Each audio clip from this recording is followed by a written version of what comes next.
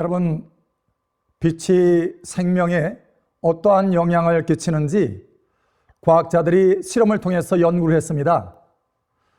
똑같은 조건 안에서 빛의 양을 달리했을 때 생존력이 어떻게 달라지나 라고 하는 것을 실험을 통해서 연구를 한 것입니다. 커다란 통에 물을 넣어놓고 거기에 실험지를 넣었습니다. 그리고 뚜껑을 닫아서 칠흑같이 캄캄하게 만들었습니다. 그리고 얼마나 생존하는지 살펴본 거죠. 그런데 의외로 길지 않았습니다. 3분 만에 다 죽게 되는 것입니다. 그리고 이번에는 그 통에 아주 작은 구멍을 냈습니다. 그래서 실날 같은 빛이 흘러들어갈 수 있도록 했죠.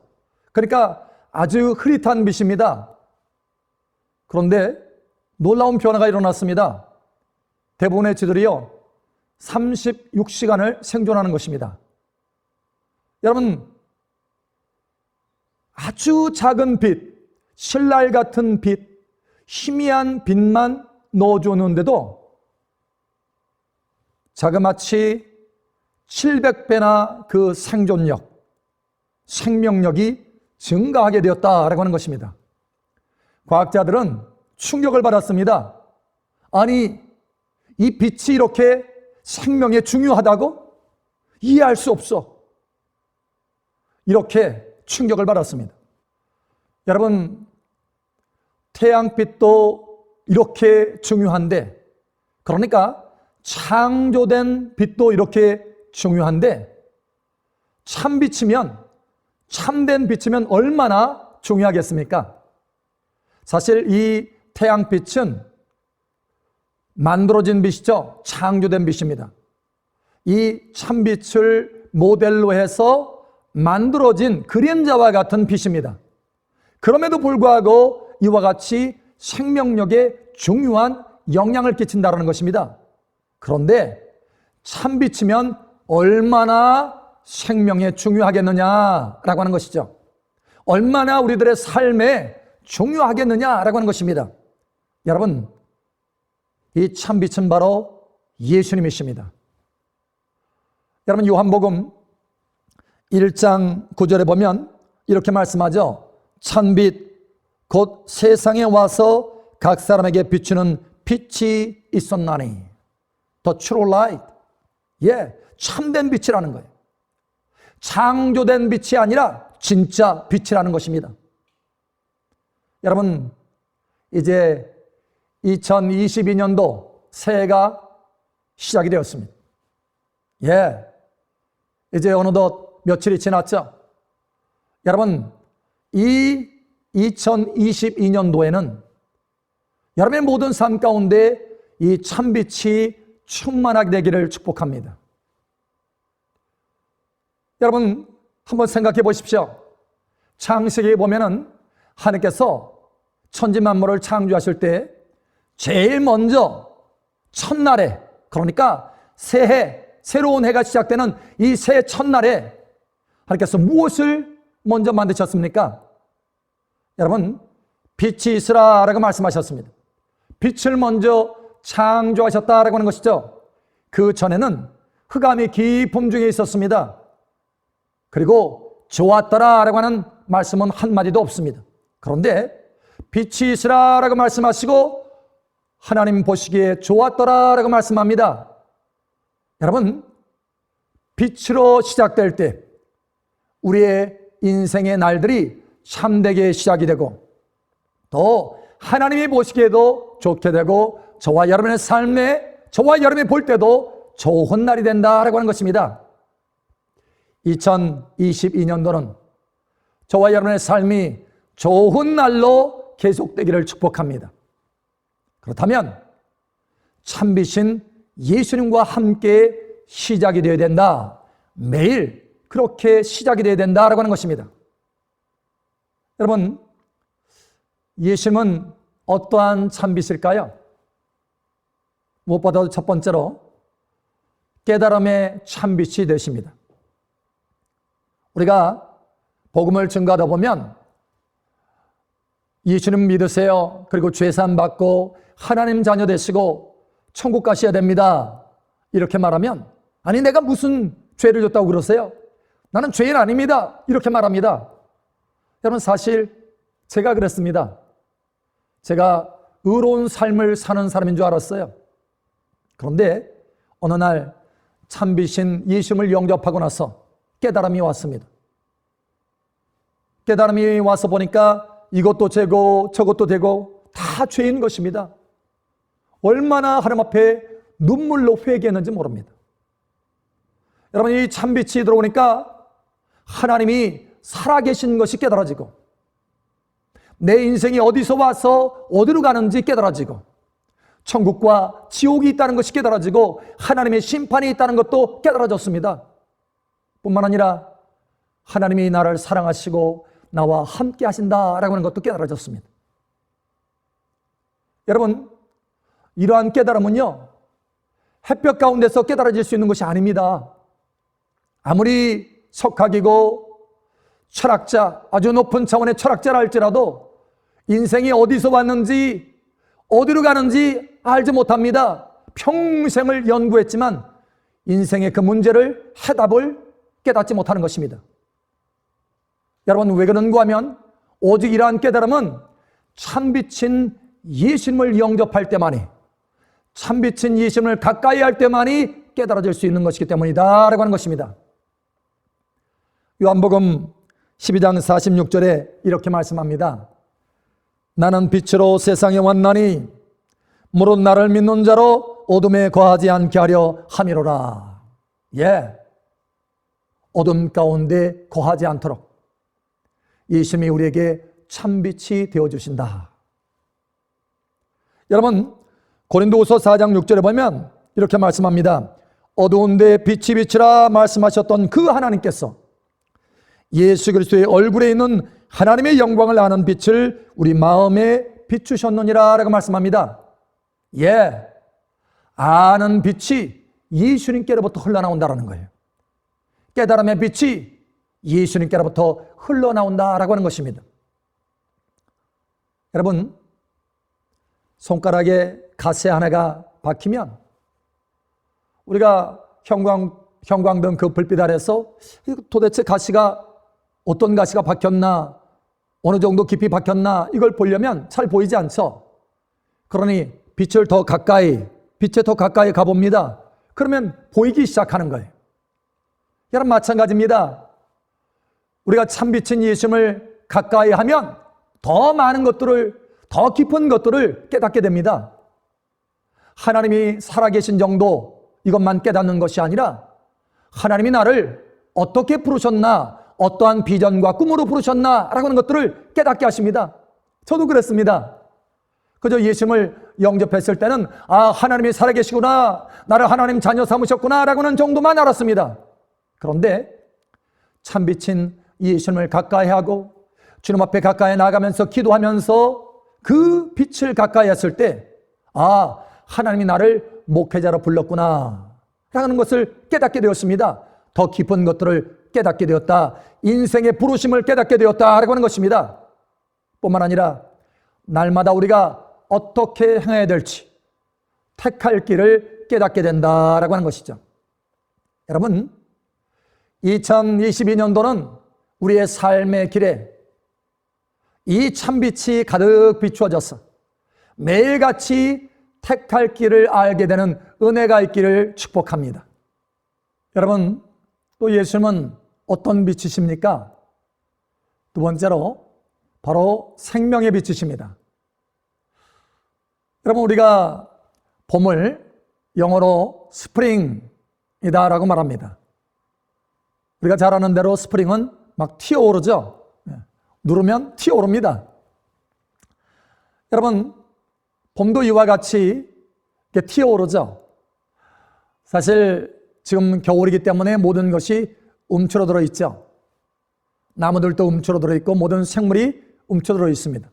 우리도 밖에 나가면 추워서 이렇게 움츠리지 않습니까? 나무도 나뭇잎을 다 떨구어서 움츠러들었습니다. 그런데 봄이 되면 이제 튀어오르게 되죠. 생명이 그 속에서. 그래서 잎사귀가 튀어나오고 또 꽃봉오리가 튀어나오죠. 꽃이 피어나옵니다. 그 만물이 튀어나오는 것입니다. 개구리도 겨울잠을 잤다가 튀어나오죠. 그래서 스프링이다 이렇게 말합니다. 여러분, 이와 같이 만물이 생명이 있는 것이 튀어오르는 것은 햇빛이 증가하기 때문에 그렇습니다. 겨울에는 햇빛이 많이 들어오지 않기 때문에 모든 것이 꽁꽁 얼지만 봄이 되면 햇빛의 이 분량이, 빛의 분량이 증가하는 것입니다. 빛의 분량이 증가하니까 만물이 생명력을 가지고 올라오기 시작하는 거예요. 아주 땅땅한 얼었던 그 땅이 다 녹을 뿐만 아니라 생명력이, 잎사귀들이 튀어나오기 시작하는 것입니다. 바로 이와 같이 빛은 생명력을 활성화시킵니다. 놀랍도록 활성화시켜서 나타나게 만들죠. 나무들도 생명력으로 활성화되고 짐승들도 동물들도 활성화됩니다.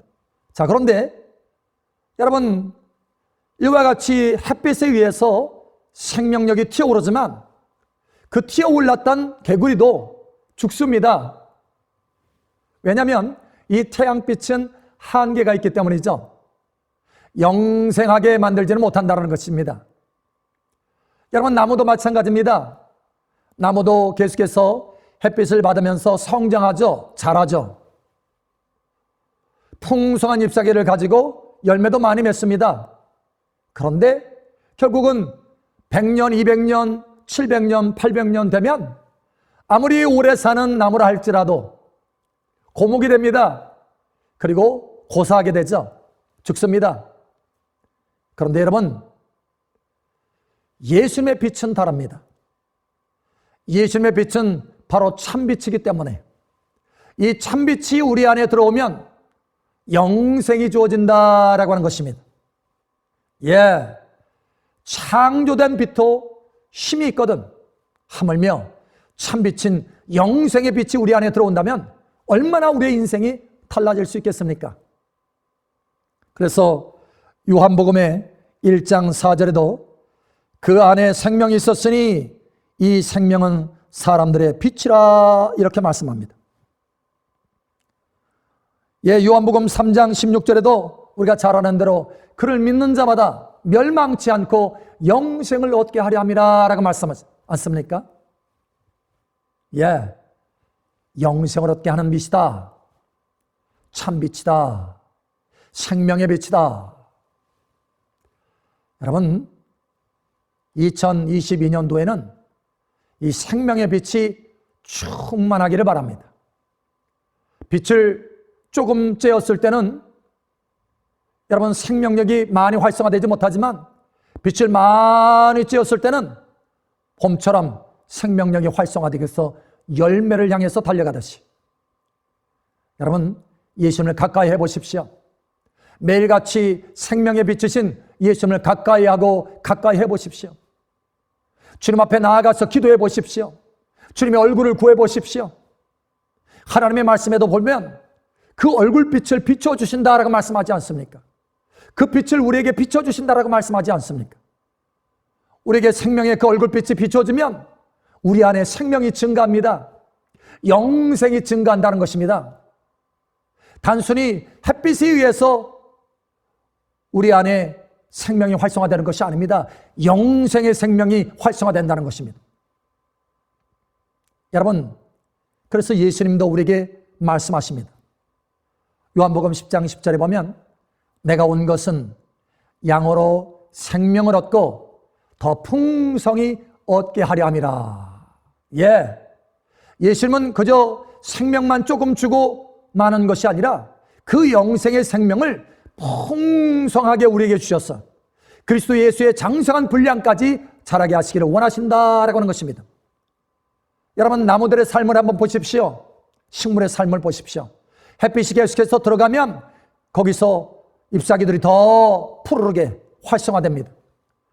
잎사귀들이 자라면서 여러분 꽃도 피고 많은 풍성한 열매를 맺게 됩니다. 하나님은 우리의 삶 속에 열매 맺는 나무가 되기를 원하십니다. 어떻게 그렇게 열매를 맺을 수 있습니까? 생명이 우리 안에 흘러들어올 때 열매 맺는 생명력이 풍성한 나무가 될 수 있다라고 하는 것입니다. 날마다 예수님을 가까이 해보십시오. 매일같이 생명의 빛이신 예수님을 바라보십시오. 그러면 그 빛이 흘러들어와서 여러분 안에 생명이 증가하고, 여러분의 믿음이 성장하고, 여러분 안에 생명력이 성장하고, 생명이 증가하고, 어린아이의 믿음으로 멈추는 것이 아니라 장성한 분량의 믿음으로 성장하게 될 것입니다. 열매를 맺는 생명력 있는 신앙생활로 성장하게 될 것입니다. 여러분, 어려울 때일수록, 힘들 때일수록 주 예수님을 향해서 고개를 드십시오. 주님을 바라보십시오. 믿음의 주에 온전케 하시는 이인 예수 그리스도를 바라보라 라고 말씀하지 않습니까? 예, 저도 그랬습니다. 여러분, 신앙생활하면서 많은 어려움들이, 환난들이 있지 않았겠습니까? 그때마다 제가 하는 방법이 있었습니다. 제가 그 어려움 속에서 잘 견디고 힘껏 힘을 얻어서 달려갈 수 있었던 비결이 하나 있습니다. 한 가지입니다. 믿음의 주여 온전케 하시는 이인 예수 그리스도를 바라보라. 예, 히브리서 12장 2절 말씀입니다. 주님을 바라보았습니다. 주님의 얼굴을 바라보았습니다. 여러분, 주님은 참된 빛이요 생명의 빛이기 때문에 주님을 바라보면 그 빛이 흘러들어옵니다. 내 안에 생존력이, 생명력이 흘러들어왔어. 모든 환난과 어려움과 지치고 힘들게 만드는 모든 환경 가운데 그것을 이기고 극복하고 걸어갈 수 있게 하였다라고 하는 것입니다.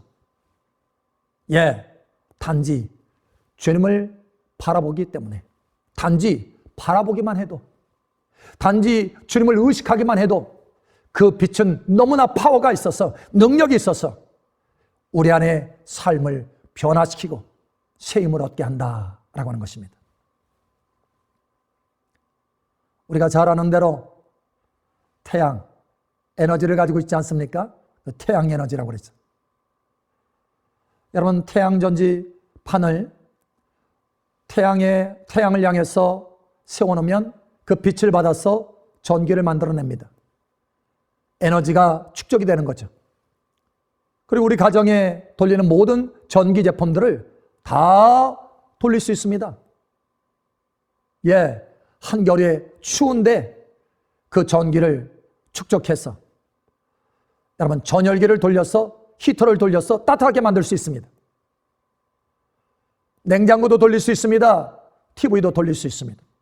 여름이 되면 에어컨도, 선풍기도 돌릴 수 있습니다. 왜냐하면 그 안에는 엄청난 에너지가 들어있기 때문에 그렇습니다. 그런데 한 가지 조건이 있습니다. 잘 아는 대로 그 태양전지판을 태양을 향해서 세워야 된다는 것입니다. 여러분, 우리도 이것을 기억해야 되겠습니다. 예수님이 참빛이요 생명의 빛인데, 오직 우리가 주님을 향할 때, 주님을 향해서 믿음의 얼굴을 들 때, 주님을 향해서 주님을 바라보며 믿음으로 의식할 때, 그때 주님의 참빛이 우리 안에 흘러들어왔어. 새 힘을 얻게 된다. 달려갈 힘을 얻게 된다. 2022년 때로는 힘들 때라도 능히 그것을 극복하고 그것을 돌파해내면서 달려갈 수 있는 힘을 얻게 된다라고 하는 것입니다. 이사야 40장에 보면 소년이라도 피곤하고 곤비하고 장정이라도 넘어지고 쓰러지지만 바로 이 사람만큼은 피곤하지 않게 되고 힘껏 달려가게 된다라고 말씀합니다. 어떤 사람입니까? 이사야 40장 31절에 이렇게 말합니다.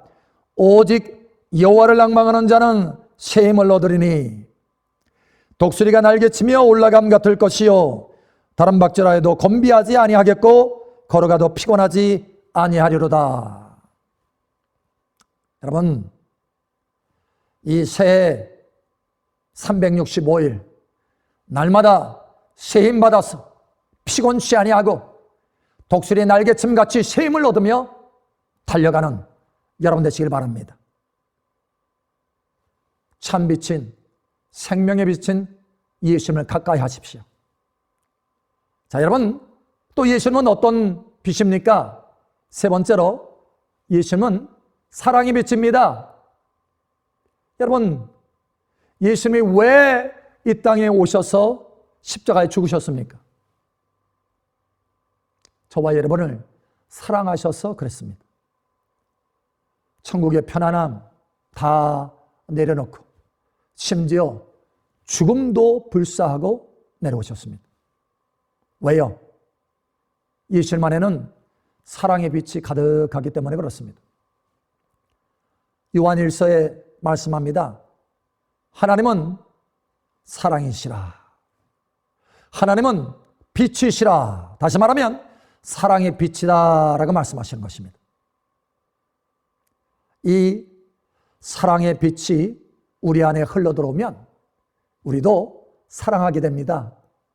형제를 사랑하게 되고 용서하지 못할 것이 없습니다. 그 사랑이 흘러들어왔기 때문에 허다한 허물을 다 덮게 되는 것입니다.